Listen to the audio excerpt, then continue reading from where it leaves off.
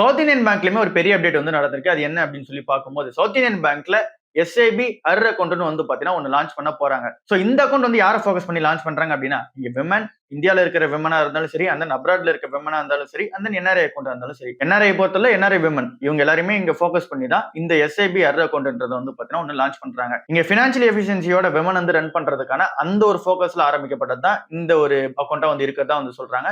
இது ஃபர்ஸ்டா இருக்கு. செகண்டா வந்து அவங்களோட லைஃப் ஸ்டைல வந்து பாத்தீங்கன்னா அடுத்த கட்டத்துக்கு எடுத்துட்டு போணும். பிரீமியம் லெவலான அந்த லைஃப் ஸ்டைல் வந்து பாத்தீங்கன்னா மெயின்டைன் பண்ணிட்டு இருக்காங்க அப்படின்னா, அவங்களுக்கான ஒரு அக்கவுண்டாவும் இது வந்து இருக்கும் அப்படின்ற மாதிரி வந்து சொல்றாங்க. சோ இதுல மினிமம் பேலன்ஸா வந்து இவங்க மெயின்டைன் பண்ண வேண்டியது 50,000 வந்து பாத்தீங்கன்னா இருக்கு. சோ இதுல ஏற்கனவே நம்ம சொன்ன மாதிரி ஃபோக்கஸ் ஏரியா வந்து விமனா தான் வந்து இருக்காங்க. எஸ்ஐபி அர் அக்கவுண்ட் அப்படின்ற மாதிரி வந்து பாத்தீங்கன்னா நேம்ல வந்து வச்சிருக்காங்க. சோ இதுல இவங்களுக்கு என்னென்னலாம் வந்து பெனிஃபிட்ஸா இருக்கு அப்படின்னு சொல்லி பார்க்கும்போது, இதுல வந்து இன்சூரன்ஸ் பெனிஃபிட் வந்து வந்துருது. அண்ட் தென் இவங்க லைஃப் ஸ்டைலுக்காக வந்து பாத்தீங்கன்னா எதனா ப்ராடக்ட்ஸ் எதனா வாங்குறாங்கன்னும் போது அந்த ஷாப்பிங் எல்லாத்துக்கும் ஆஃபர்ஸ் வந்து கொடுக்க ஆரம்பிக்கிறாங்க. அண்ட் தென் நீங்க ஏர்போர்ட் லான்ச்சுக்கு வந்து பாத்தீங்க அப்படின்னா ஆக்சஸ் வந்து இருக்கிறதா வந்து சொல்றாங்க.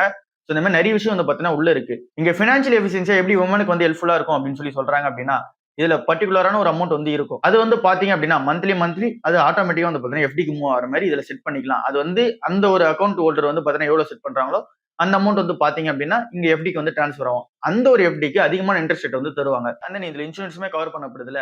சோ இதுல வந்து பர்சனல் லைஃபும் வந்து இருக்கு. அண்ட் தென் இல்ல ஏர் ஆக்சிடென்ட் கவரேஜும் வந்து இருக்கு. கூட வந்து பாத்தீங்கன்னா கேன்சருக்கான அந்த கவரேஜும் வந்து இருக்கு. சோ இந்த மாதிரி இன்சூரன்ஸ் கவரேஜும் ஃபுல்லா வந்துருது. சோ அதனால பினான்சியலா இவங்களால வந்து பாத்தீங்கன்னா ஸ்டேபிள் பண்ணிக்க முடியும். ஏன்னா இன்வெஸ்ட்மெண்ட்டும் இருக்கு. அண்ட் தென் இங்க இன்சூரன்ஸ் கவரேஜும் வந்து இருக்கு.